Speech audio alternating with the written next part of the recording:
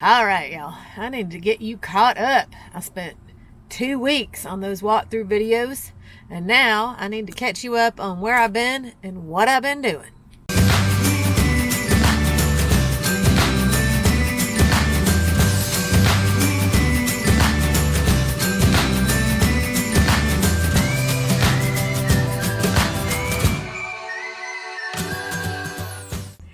So after I left Maine, I was headed north and west, and there was a spot on the map called White Mountain National Forest that I had never heard of.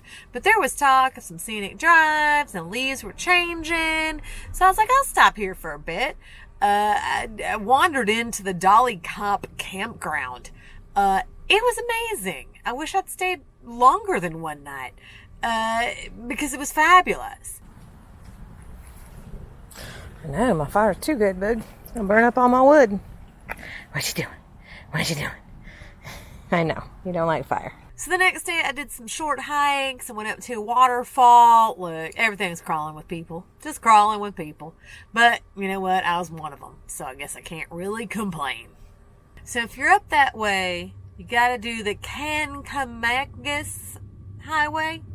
I'm probably just butchering that. And then, it's full of peepers at this point, but it was stunningly amazing. I wish I had another 2 weeks to spend in White Mountain National Forest. Obviously I had to go to the summit of Mount Washington, which is the highest point in the northeastern United States. And there's this cog railway that goes up the mountain. And the base station is a Harvest Host location. So obviously I stayed there.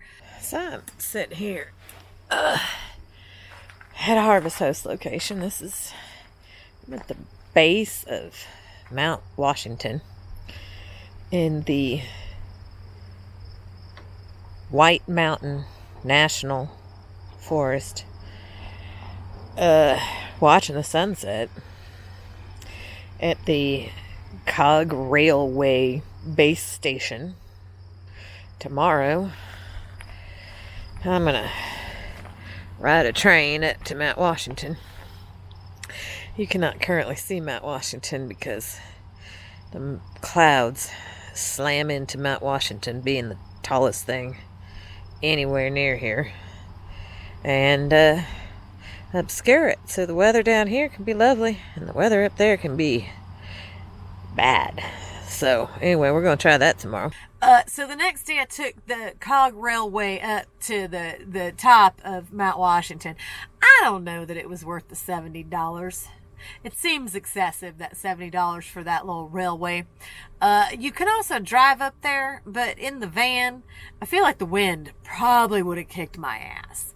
I mean, the wind was significant, and there was a solid 20 to 30 degree temperature drop. So, I mean, the cog railway might have just been worth it, for the ease of getting there. So then I was back on the road again with some serious driving and back to Wally Docking. Y'all, I am seriously fascinated with the things that go on in Walmart parking lots. Seriously, y'all, I just get more and more fascinated by Walmart parking lots. Okay. This one is nuts. So, this guy, truck over yonder, that guy's got his whole, engine disassembled in the Walmart parking lot. He's, doing work on that. And then, seriously, okay. We've got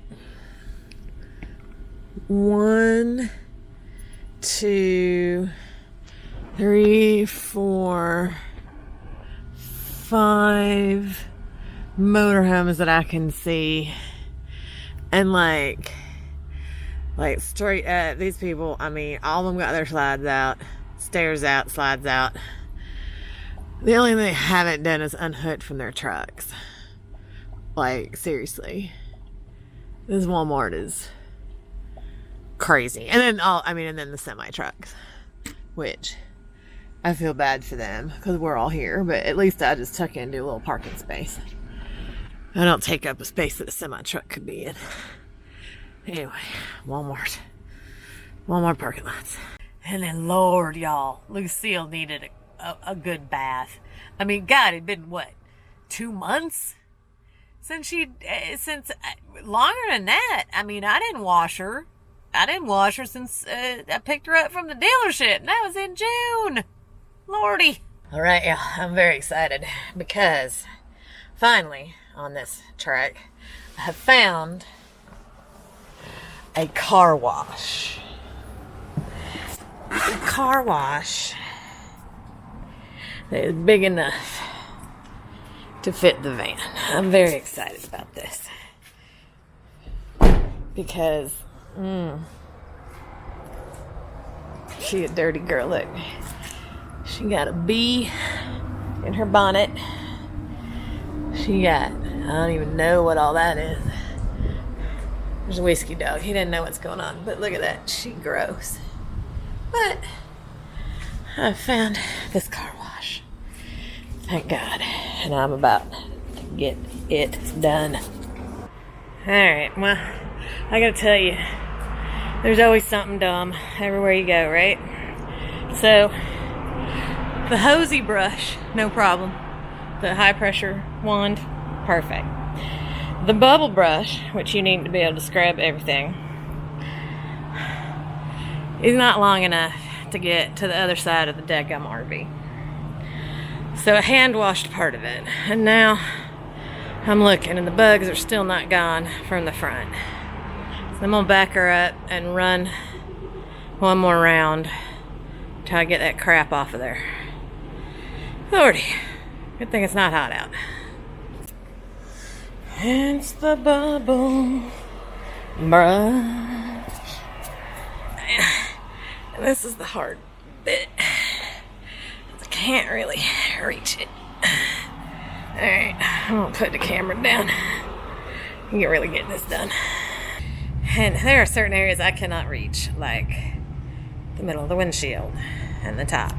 But, you know, you can no longer see my handprints in the dirt on the sides. So that alone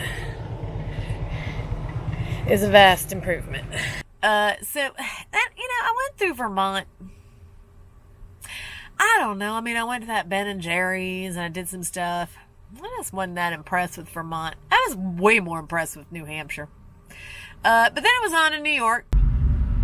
We're crossing Lake Champlain. How you feel about that? You're not sure. I understand. I'm doing work on my computer as we cross the lake. And that little Casey Roman, I'd never heard of Bolt Castle before. I watched her videos and she went up there and she wasn't that impressed, but I went up there and, you know, I was that St. Lawrence River and I did the cruise and I met this lovely couple who was like, join us and hang out with us, and they're RVers too. And that's just the kind of people you meet out on the road, and it was lovely. You know, I mean, just go. Just get out on the road. Okay, so here's the crazy, right? I met my first YouTube subscriber in real life. I mean, like a YouTube subscriber that I didn't know or wasn't my family, right? Somebody that subscribed to me because they found me on the interwebs that I've never met before. So I was in line to buy a ticket at the dock to go to Bolt Castle, and this guy walks up to me and he's like, "You're the Ginger Walkabout." I'm like, yeah? It was crazy. Like, I figured eventually I would meet, like, stranger subscribers. I did not know it would happen that soon. He's like, "I'm one of your 300 subscribers." And I'm like, oh my God, that's awesome. David, shout out, David, and your wife, you're both absolutely lovely. You were very kind. You were like, "I don't mean to bother you." And I'm like, I'm not a real celebrity or anything. Like, it's not a bother. It's kind of amazing. So thank you for coming up. Thank you for introducing yourself. Thank you for being so nice. And shout out, thank you for subscribing. And it was amazing to meet you. Yeah, so then I went to Bolt Castle. Bolt Castle's amazing. Like, I can't, you don't need me to tell you. Just go see it, to the castle, to the boathouse. I don't even like boats, but there's some badass boats in the boathouse. Go do all that thing. Get all the things. Don't ask me why. I've always wanted to go to Niagara Falls. I have no idea why. I understand that it is a cheesy tourist trap, but I've always wanted to go. So I found this tour online, and it was like, give us 6 hours and $150, and we will show you every part of Niagara Falls that you ever need to see. And they were right. They showed me every part that I need to see. I don't need to see it again. Here's the thing: skip the U.S. side. I mean, if you're short on time or money or whatever, the economy has not been kind to the U.S. side of Niagara Falls. It is boarded up and sad, and it just, I hate to say skip anything made in America, but skip it. Just go to Canada. Just go to the Canadian side. First of all, it was my first time ever in Canada, right? I've lived overseas. I've traveled to over 30 countries. I had never been to Canada, so I went to Canada. The Canadian side, it's lovely. It's beautiful. It's much better than our side. I hate to say it. It just is. Just go to Canada. I ended up having to stay an extra day in Niagara Falls.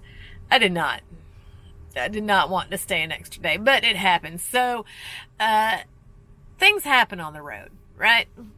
And I was having some trouble before I even left out on the walkabout. It just got to the point where I could no longer ignore it. So I found an orthopedic doctor that could get me in, next day in the morning.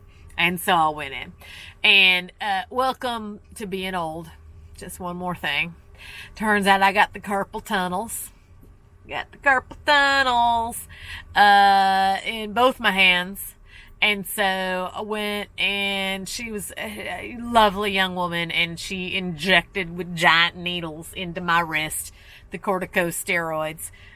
Big believer, no fear of needles, just, whatever you got to do to make it feel better. I'm cool with. Like, it was interrupting my sleep. It was just, I couldn't feel my fingertips anymore. Feeling your hands is always a good thing. So anyway, and then the lovely wrist braces that I now must sleep in. So, but you know what? You do what you got to do, right? You do what you got to do. I have carpal tunnel. I had to get some steroid injections. I had to get some braces. You know what? That's life. So now I'm headed to Holland, Michigan. I know what you're thinking. You didn't know I was going to Holland, Michigan. Why am I going to Michigan? I was going to Niagara Falls, and I was turning right around and headed to D.C. to see my peeps down there, but I'm headed to Holland, Michigan. You're just going to have to stay tuned to find out why.